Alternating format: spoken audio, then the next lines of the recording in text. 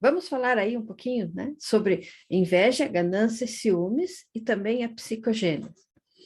Bom, a Klein diferenciou, né, essas manifestações como um instinto agressivo. Mas o que é a inveja? A inveja é o sentimento raivoso contra alguém que mais tem e mais desfruta de algo que é desejável. A resposta da inveja é tomar isso para si ou destruir ou estragar. Então, na inveja oral, por exemplo, ela resulta ali da fantasia de que o seio frustrante ela retém deliberadamente tudo aquilo que ela necessita. Ela conduz os seus esforços da inveja para danificar esse seio frustrante e torná-los menos desejável, tá? Então, a gente pode colocar aí o nome de seio, porque foi negado a essa criança, então vamos chamar aí de seio tudo aquilo que o outro possui, tudo aquilo que o outro desfruta. Esta é uma inveja primária, e ela dá lugar a outras formas de invejas, incluindo a inveja do pênis, né? Em um nível mais maduro. Tá? Tem também a inveja que é voltada em direção à criatividade que os outros possuem. Porém, ela frustra. O desenvolvimento dessa criatividade pessoal, ela frustra por quê? Devido ao medo da inveja projetada sobre os outros. Agora, referente à ganância. Ganância é a manifestação da insaciabilidade humana. A sua meta é o quê? É a absorção destrutiva do objeto desejado. Eu quero ter essa ganância e eu quero destruir. Quando eu tenho esse objeto, eu destruo, né? Vamos puxar um exemplo, jovens, por exemplo, o pai tem um carro superpotente. Aí o filho pega esse carro, ele estraga o motor, ele chega a danificar, ele bate, né? Porque essa ganância. Então, ele teve aquele objeto com a intenção já de destruir, porque entra ali também um pouco da inveja. Agora, o que é o ciúmes? O ciúmes é completamente diferente, né, daquilo que a gente pensa. O ciúmes é o medo de se perder o que se tem. E ele se desenvolve a partir de relacionamentos triangulares, complexo de Édipo, por exemplo. Essa terceira pessoa, ela sempre vai ser odiada porque aquela pessoa, a segunda pessoa, ela recebe mais amor e mais atenção. E potencialmente ela diminui a disponibilidade dessas provisões libidinais. Embora o instinto de morte seja, em grande parte, projetado como medo e paranoides. Então, parte dele funde-se o quê? Com a libido, dando lugar a algumas tendências masoquistas. Agora, inveja, ciúmes e a ganância. Né? Então, conseguimos aí detalhar as três coisas. Agora, o que a psicogênese ela contribui nisso? Ela trouxe, né, novas importantes ideias de que propõem duas teorias interligadas uma à outra, que está ligada à inveja, ciúmes e à ganância, que é o quê? Essa teoria inicial, né, e uma teoria de origem da doença maníaco-depressiva. Toda essa psicogênese, essa teoria dessa psicogênese, né, se refere que já ali no primeiro ano de vida ocorre uma mudança significativa nas relações que ela tem com o objeto, tornando-se de parcial para uma coisa total. Então, essa mudança, ela coloca o ego em uma posição aonde ele consegue identificar, ele fazer a sua identificação, ele se identifica com o seu objeto e ele passa a ter medo de perder o objeto amado, que é bom.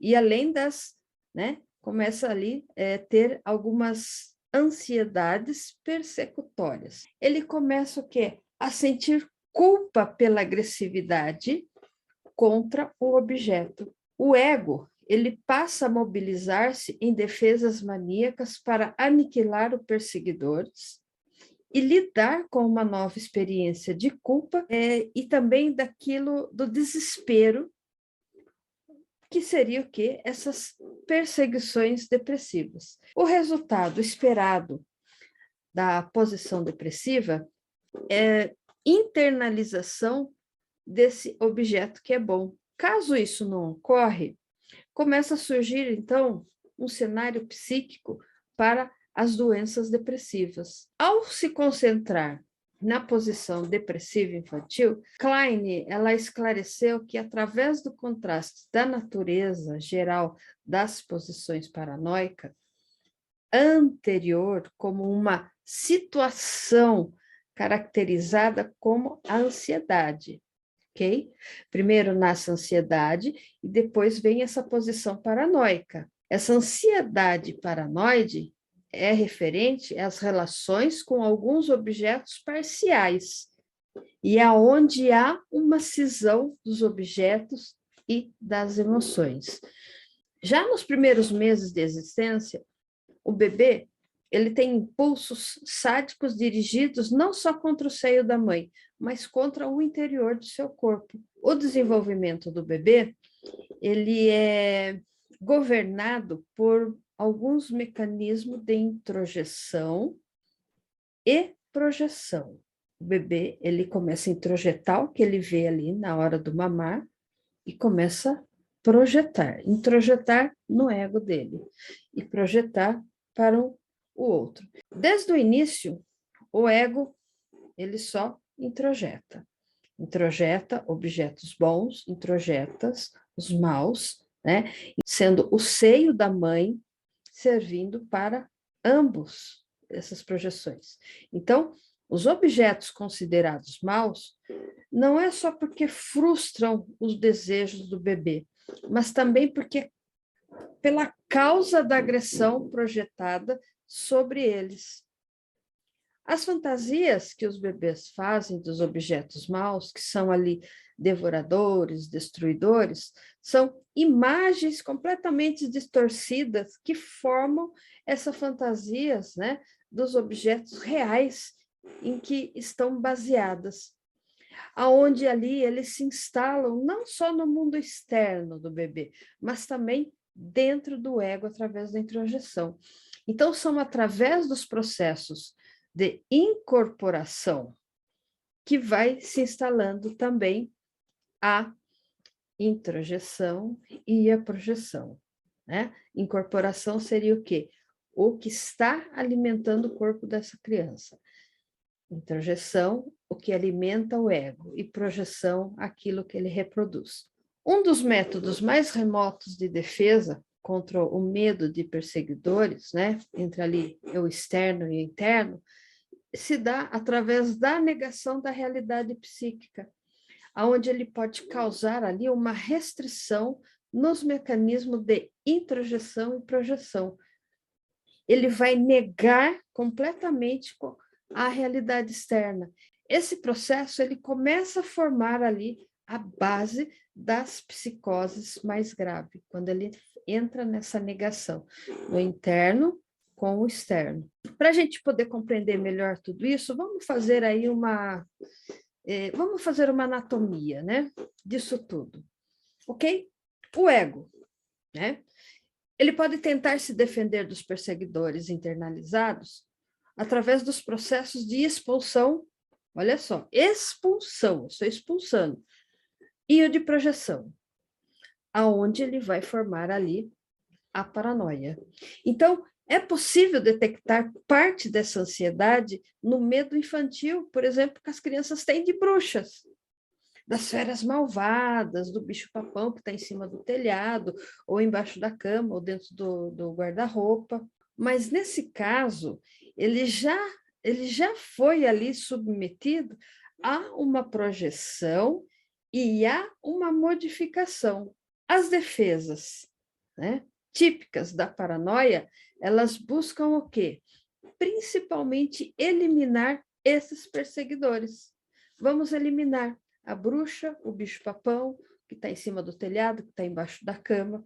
Então, à medida que o ego começa a se organizar, aquilo que é os imagos, a bruxa, o bicho-papão, que foram internalizados, eles vão se aproximando da realidade e ele começa a se identificar de uma forma mais completa com alguns objetos bons. Então, o bicho-papão que está lá embaixo da cama, ele está te protegendo, ele não vai te comer de noite, ele não vai te estraçalhar. Tá? Outro item, o medo da perseguição, que de início era percebido, né, como uma ameaça para o próprio ego, então ele começa a manter um relacionamento com o objeto bom.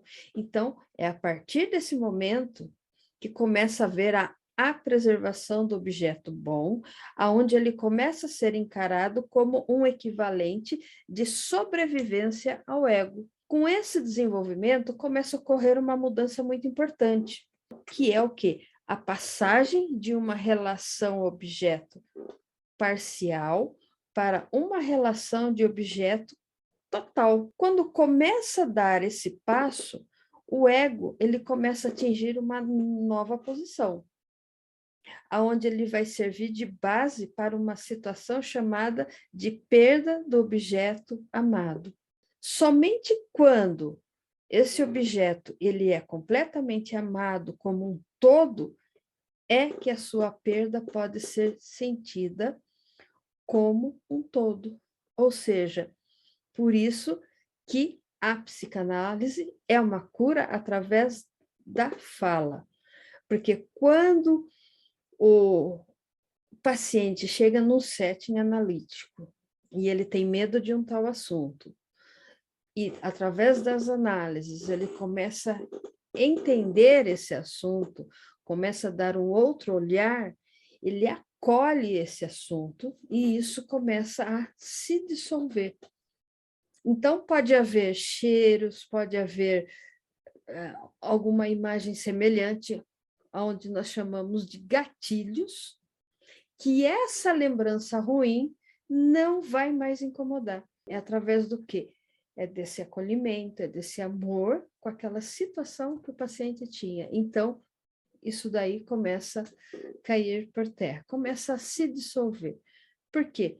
Quando se identifica de uma forma mais completa, né, esse objeto bom, os anseios libidinais, né, eles começam a aumentar. E quando o anseio libidinal começa a aumentar, ele começa a desenvolver o amor.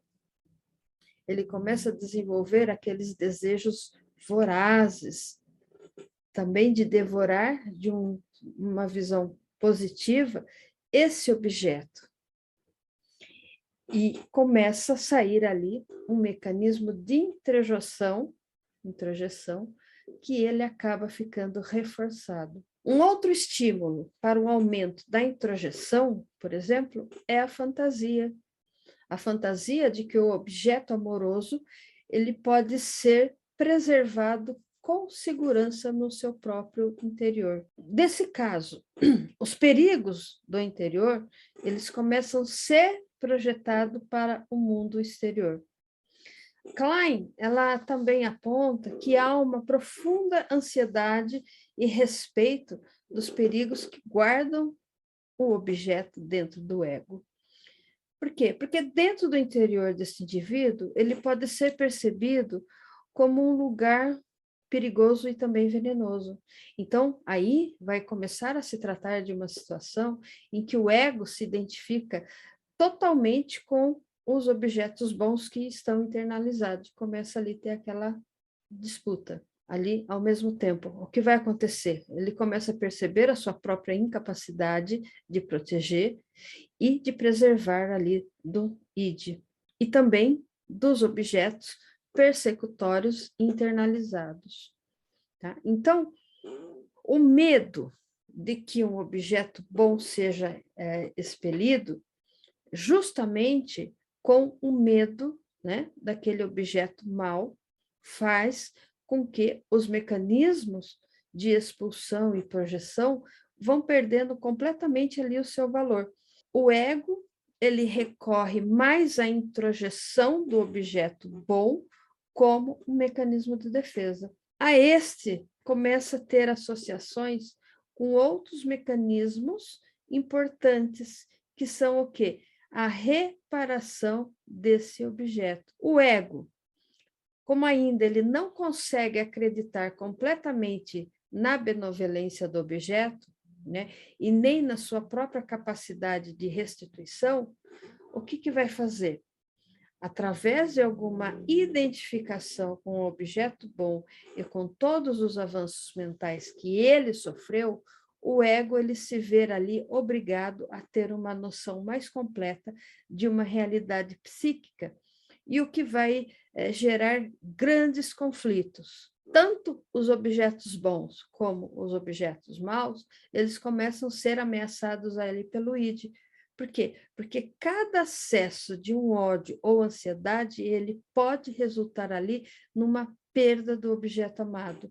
Então, toda experiência que aponta para a perda desse objeto amado real, ele estimula o medo de também perder aquele que foi internalizado, aquele que está guardado ali secretamente.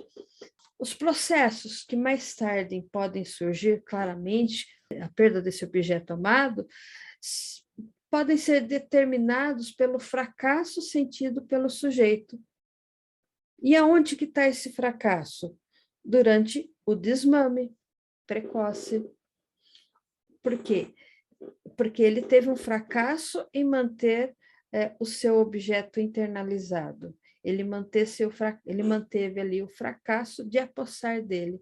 Então, um dos motivos para esse fracasso é a sua capacidade de vencer o medo paranoide dos perseguidores que foram ali internalizados. Klein, ela afirmou ali que a influência direta dos processos iniciais da introjeção sobre o desenvolvimento normal e patológico é muito mais importante do que se pensava, porque os primeiros objetos incorporados, eles já formam ali a base do superego, e é onde começam a participar ali da formação das suas estruturas. Agora, na situação do melancólico, acontece o seguinte, que existe ali uma extrema severidade do superego e relacionado às perseguições e exigências dos objetos maus que foram internalizados. Aos ataques desses objetos, né, devido que há necessidade de cumprir as exigências dos objetos bons, além do que de proteger e de apaziguar dentro do ego. E o que ele vai encontrar ali? Uma constante incerteza a respeito da verdadeira bondade do objeto bom. Então, todos esses fatores, eles se combinam para produzir o ego, para produzir ali uma sensação de estar preso entre as reivindicações contraditórias e impossíveis de se realizar, que é o quê? Uma condição sentida como um peso muito grande na consciência. Então, o ego, ele se submete a uma escravidão ao cumprir as exigências e advertências cruéis desse objeto amado, que se instalou dentro de si. O ego, ele procura ali manter esses objetos bons, afastando o ruim, os reais afastados dos fantásticos. E o resultado é o quê? É uma ideia de um objeto extremamente mau e outros extremamente perfeito, ou seja, os objetos amados são, em vários aspectos, profundamente morais e exigentes. O conceito de moral e exigência está dentro do superego. Então, essas exigências rigorosas servem ao propósito de apoiar ali o ego na luta contra o seu ódio incontrolável e os objetos maus que atacam, com os quais o ego, em parte, se começa ali a fazer uma identificação com eles. Então, quanto mais forte a ansiedade de perder os objetos amados, mais o ego tentará salvá-los. Da mesma maneira, quanto mais árdua for a tarefa das restaurações, mais rígidas serão as exigências associadas ao superego. O que vai acontecer? Existe ali um sentimento de ansiedade paranoica, assim como a ansiedade depressiva, que estão o quê? Muito ligadas entre si.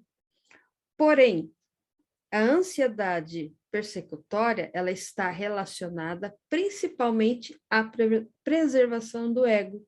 Quanto mais ansiedade persecutória eu tenho, mais está ligado à preservação do ego.